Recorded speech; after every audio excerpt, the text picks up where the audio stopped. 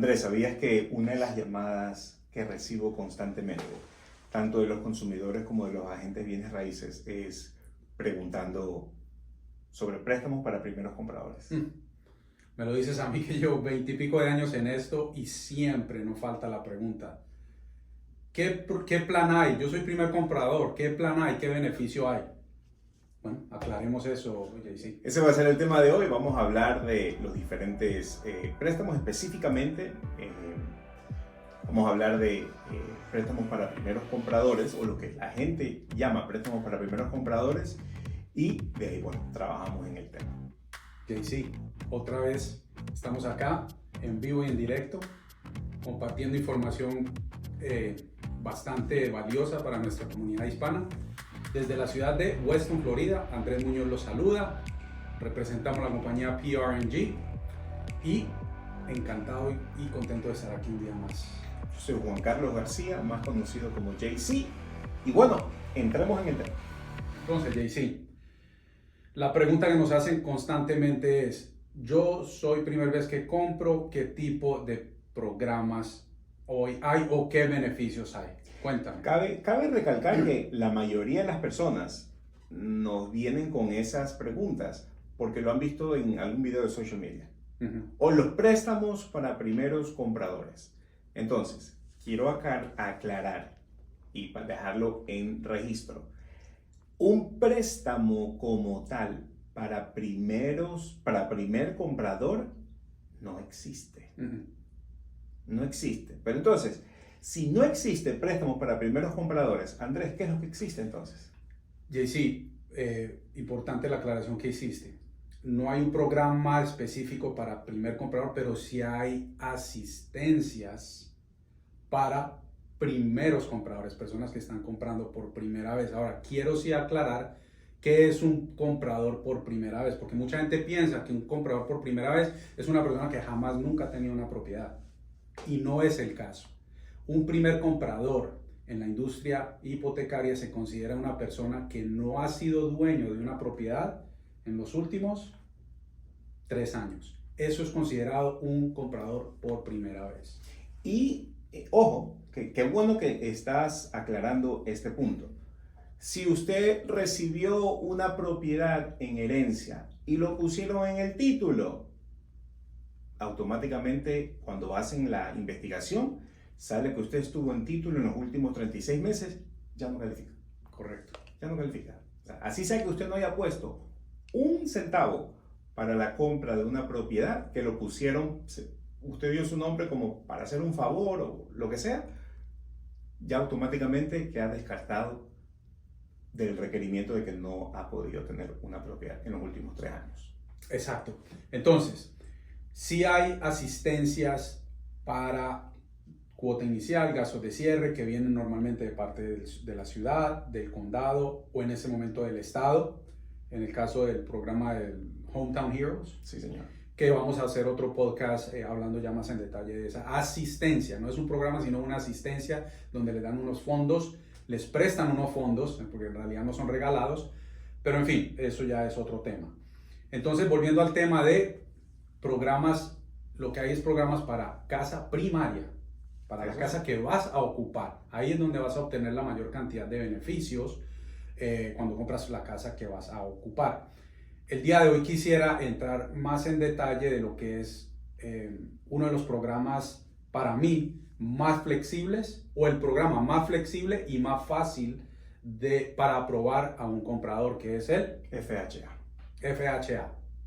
FHA, quiero aclarar rápidamente qué se trata. Significa Federal Housing Administration. Es básicamente un departamento de HUD, que es Housing and Urban Development, FHA fue creado como en el año 1931, y el motivo por el cual lo crearon era para darle la posibilidad a personas de comprar su vivienda con una cuota inicial baja.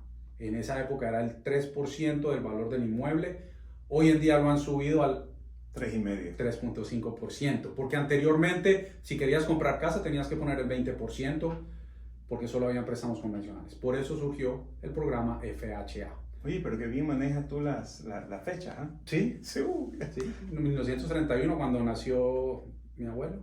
ha de haber sido. Por eso me acuerdo. Algo que sí también quisiera dejarlo establecido es que FHA a veces me han dicho, mire, yo quiero aplicar para el First Home Assistant Loan. Nada que ver. No. Nada que ver. Sí. Es para casa primaria. Y volviendo al tema de los 3 años, FHA es para casa primaria. Mucha gente piensa que porque ya tuvieron un FHA en el pasado, no pueden volver a obtener un FHA. Eso es incorrecto. Siempre y cuando la casa que tenías con FHA la hayas vendido, puedes inmediatamente utilizar otra vez el beneficio del FHA. Otra situación bien específica que mucha gente no sabe es si tú tienes una casa en este momento y la compraste con un préstamo convencional, tú puedes dejar esa propiedad para la renta como una propiedad de inversión e ir y aplicar por un préstamo FHA con el 3.5% de cuota inicial. Claro. Mucha gente no sabe eso, JC, es un gran beneficio. Extremo. Asimismo, también un beneficio gigantesco de un préstamo FHA es que si usted compra un multifamiliar, es decir, un duplex, un triplex, un fourplex, hasta ahí nomás, ese es el límite. Usted puede utilizar la renta de las otras 3 unidades como ingreso para que usted califique al préstamo. No puede utilizarlo al 100% lo que son las rentas. Es el 75%, ¿cierto? 75%. Sin embargo, hay muchas personas que me dicen, no, que yo solamente califico para este valor. Sí, usted califica para ese valor en un single family home, o sea, una casa. Pero si usted va a un multifamiliar, que sean 2, 3 o 4 casas unidas, entonces ya es diferente el escenario. Claro. Te cuento que si pudiera yo Ah. retroceder el tiempo en la época, no sé, cuando empecé a comprar mi primera propiedad, alguien me hubiera dicho esto, JC, de que yo podía comprar un duplex, un triplex, un fourplex, vivir una de las unidades y rentar las otras y que ese ingreso me lo iban a utilizar como ingreso para mi calificación, no lo hubiera pensado 2 veces, porque me permite comprar una unidad, una propiedad con varias unidades solo con el 3.5% de cuota inicial. Imagínate si tienen hijos jóvenes o las personas jóvenes que nos están escuchando, si tienen la oportunidad de comprarse un multifamiliar con FHA, no lo duden, porque esa propiedad ustedes la pueden vivir 1, 2, 3 años, después la dejan como una propiedad de inversión y se van y se compran una propiedad individual. O sea que eso es tremendo tip que les acabas de dar a Andrés. ¿Y qué tal si la persona dice, no, yo tengo, chévere, yo pudiera comprarme una casa con FHA, ahora, si voy a un multifamiliar que cuesta más dinero, ya no me alcanza para dar el down payment más los costos de cierre? ¿Qué pudiera hacer en este caso esa persona? ¿Cuándo qué? Repítame que no te entendí. Cuando quiere accesar a un multifamiliar que obviamente cuesta más dinero, entonces la persona dice, tengo para el down payment, pero ya no me alcanzan los costos de cierre. ¿Qué pudiera hacer ahí esa persona? Bueno, JC, una de las cosas o los beneficios del FHA como tal es que permite que el vendedor cubra la totalidad de los gastos de cierre del comprador o una porción. Entonces ya es cuestión de negociar con el vendedor y dejarle saber, mira, te ofrecemos el precio que estás pidiendo, pero necesitamos una concesión para gastos de cierre de 10, 15 mil dólares y eso es lo que te va a ayudar a ti para poder cubrir esa diferencia y poder meterte en un multifamiliar. En otras palabras, no hay excusa. Exactamente. Y ahí sí, otra cosa bien importante que quiero dejar muy clara es el puntaje de crédito que se necesita para obtener un préstamo FHA y por lo que yo sigo repitiendo que el FHA es para mí el mejor préstamo o el más flexible y accesible para el público. Desafortunadamente lo discriminan un poco por falta de conocimiento y de información. Eso es correcto. Pero es el préstamo más rápido y más fácil de cerrar. Es más fácil de cerrar para nosotros que un préstamo convencional. Puntaje de crédito. Puntaje de crédito, tema importante. ¿Cuánto es el mínimo? Bueno, lo más curioso de todo es que FHA como tal, como institución, no tiene un mínimo de puntaje. O sea que yo puedo tener 450 y ya. ¿Existe 450? No sé si exista. Nunca yo he visto tan bajo. Pero de acuerdo a los requisitos de FHA, ellos no tienen un puntaje mínimo. Los que ponen el puntaje mínimo son los bancos, ¿ok? Los que van a originar el préstamo. Hay bancos más agresivos que otros. Te pongo un ejemplo fácil. Si tú vas a un banco comercial, Wells Fargo, te van a pedir 660, 680 mínimo para otorgarte un préstamo FHA. Son mucho más conservadores.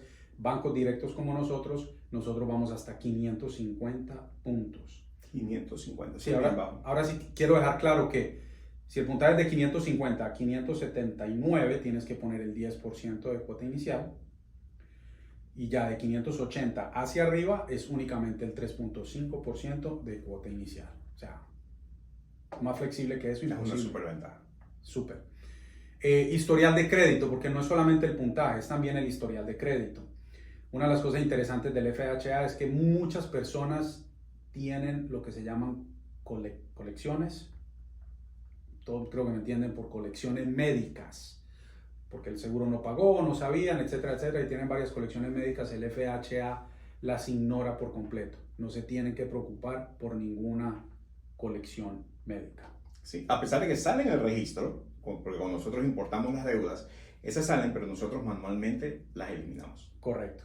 Y no tienen que tener un historial muy extenso de crédito. Yo he hecho préstamos FHA con una sola línea de crédito por 8, por 10 meses.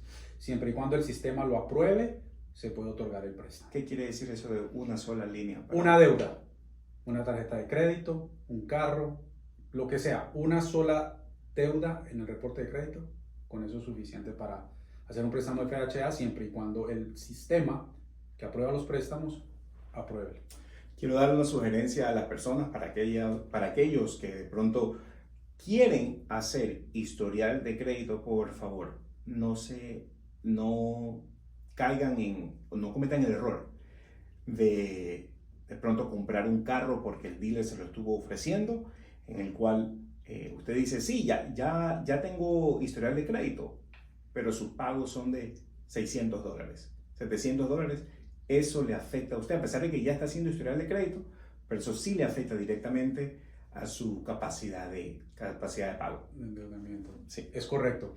Entonces, crédito, sabemos el puntaje, sabemos que no tiene que ser muy extenso. Lo segundo, hablemos de los ingresos. Sí. Lo bonito del FHA es que FHA es mucho más flexible o te da mucho más poder de endeudamiento. En otras palabras, una persona puede comprar más casa con un préstamo FHA que con un préstamo convencional. Correcto. No vamos a entrar en lo que es el debt to income ratio para no complicar el tema, pero en resumidas palabras es con FHA, con el mismo ingreso vas a poder comprar una casa de mayor valor que con un préstamo convencional. Sí.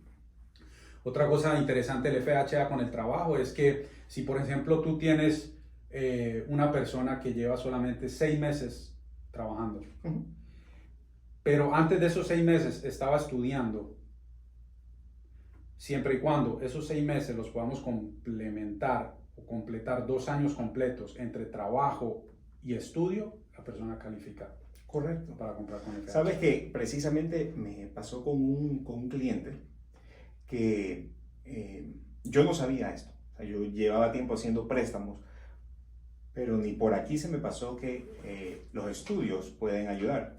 Entonces, cuando ya me metí de lleno a estudiar los guidelines, los lineamientos, siempre y cuando sean estudios específicos a la carrera que está estudiando esa persona, cuenta. Así es. Y también si la persona hace algún tipo de pasantía, un internship, también el tiempo que hizo la pasantía, sea que le hayan pagado sueldo o no, también cuenta.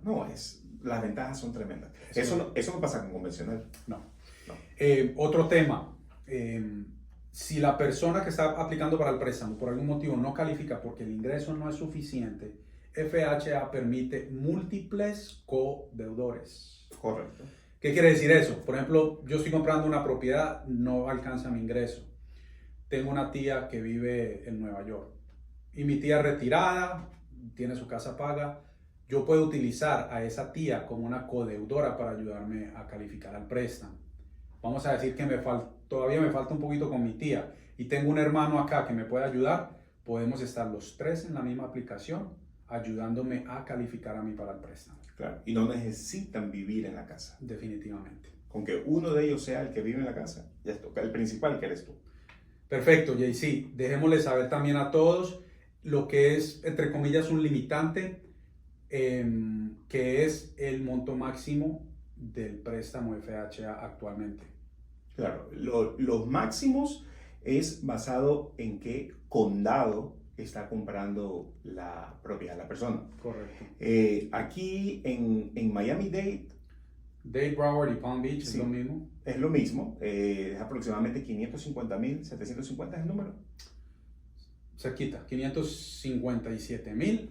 750. 750, exactamente. Entonces eso es, por decir, el único limitante que tiene el FHA. Bueno, no el único, les voy a mencionar otro, pero quiero que sepan que ese es el monto máximo en el cual se puede otorgar un préstamo FHA. Para un single 750 para un single Para family. un single family.